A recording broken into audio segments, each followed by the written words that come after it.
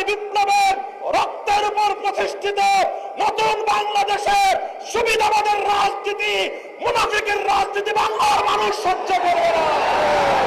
এদেশের জনগণের গণরায়কে যদি হাইকোর্ট দেখান, এদেশের জনগণ রাজপথে আপনাদেরকে মোকাবেলা করবে ইনশাআল্লাহ। 70% জনগণের বিপক্ষে গিয়ে দেশের ক্ষমতার মস্তদে টিকতে পারবেন না।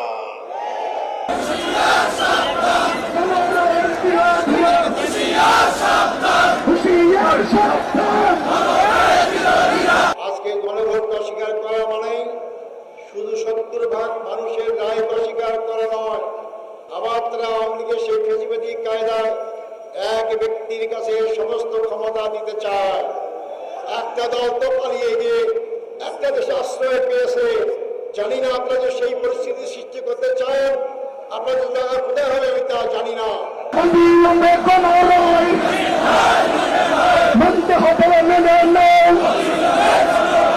সংস্কারকে এড়িয়ে গিয়ে আবার ফেসিবাদ যদি কায়েম করতে চান, ইতিহাস থেকে সবার নেন, সেই পরিণতি আপনাদেরকে ভোগ করতে হবে।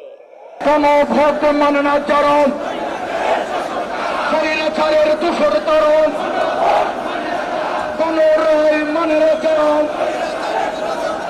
দেশ পরিচালনা করতে সংবিধান লাগবে, কিন্তু সেই সংবিধান ৭২-এর মুজিববাদী সংবিধান না।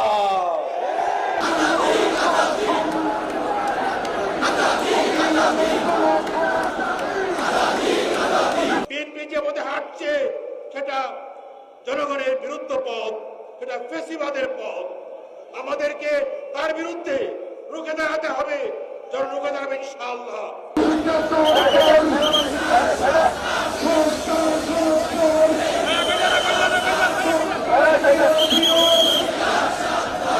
একই দিনে এক ভোট যদি হালাল হয়, তাহলে আরেকটা হারাম হতে পারে না। ৭০% জনগণের হা ভোটের রায়কে যারা অস্বীকার করে বেঈমানি করতে চায়, তাদের স্থান এই বাংলার মসনদে হবে না।